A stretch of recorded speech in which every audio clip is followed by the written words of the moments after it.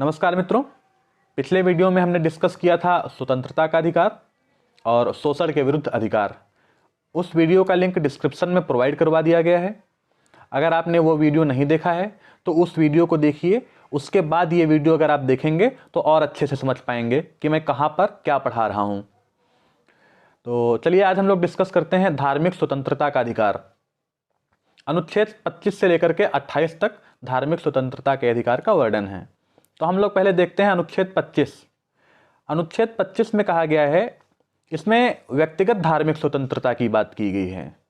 यानी कि पहला पॉइंट इसका देखते हैं। इसमें पहला पॉइंट है अंतःकरण की स्वतंत्रता। अंतःकरण की स्वतंत्रता ये है कि हम अपने बुद्धि विवेक के अनुसार हम किसी भी धर्म का चयन कर सकते हैं, उसके धार्मिक कार्यों में भाग ले सकते हैं, वह हम अपने धर्म के रीति रिवाज को सार्वजनिक रूप से घोषित कर सकते हैं या सार्वजनिक रूप से उसको अपना सकते हैं। हमें अपने धर्म का प्रचार प्रसार करने का पूर्ण रूप से अधिकार है। इसका एग्जाम्पल देख लेते हैं। जैसे कुछ सिख लोग होते हैं, कुछ क्या लगभग सिख लोग सर पर पगड़ी बांधते हैं और साथ में कृपाण भी रखते हैं। तो ये उनकी व्यक्तिगत धार्मिक स्वतंत्रता का अधिकार है, उसे रोका नहीं जा सकता। जैसे मुस्लिम महिलाएं हिजाब पहनती हैं, उसी तरीके से हिंदू महिलाएं आपने देखा होगा वो सिंदूर लगाती हैं।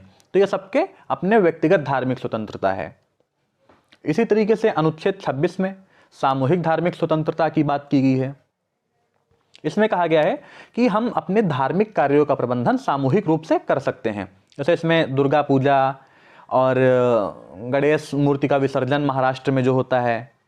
दूसरा पॉइंट इसमें क्या कहा गया है, स्थापना। हम किसी भी धार्मिक संगठन की स्थापना कर सकते हैं और उसके लिए हम अपने संपत्ति का अर्जन भी कर सकते हैं, संपत्ति भी इकट्ठा कर सकते हैं। लेकिन इस संपत्ति का प्रयोग जो होगा वैधानिक रूप से होगा, यानी कि विधि के अनुसार प्रशासन करने का अधिकार है। अनुच्छेद 27 में हम लोग देखते हैं क्या बात की गई है।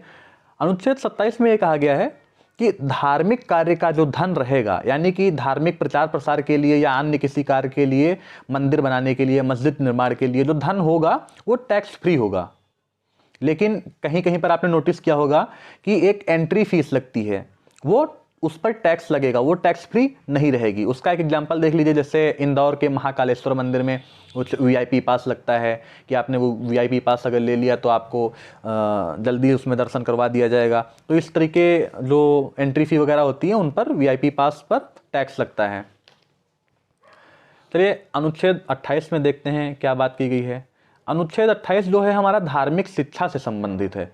इसमें क्या कहा गया है कि सरकारी खर्चे से चलने वाले स्कूलों में धार्मिक शिक्षा नहीं दी जा सकती है और संस्थान में कोई भी व्यक्ति धार्मिक कार्य के लिए बाध्य नहीं है कि जैसे उसको धार्मिक कार्य में उपस्थित होना ही होना है। इसमें कोई ऐसी बाध्यता नहीं दी गई है। अनुच्छेद 29 के बारे में बात करते हैं। ये शिक्षा एवं संस्कृति के अधिकार के अंतर्गत आता है, अनुच्छेद 29 और 30। अनुच्छेद 29 में क्या कहा गया है, अल्पसंख्यक के हितों की रक्षा की बात की गई है।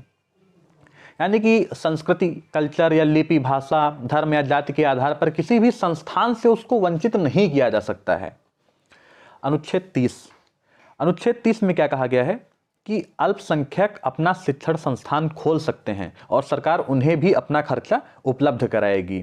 तो इसका एक एग्जाम्पल है मदरसा।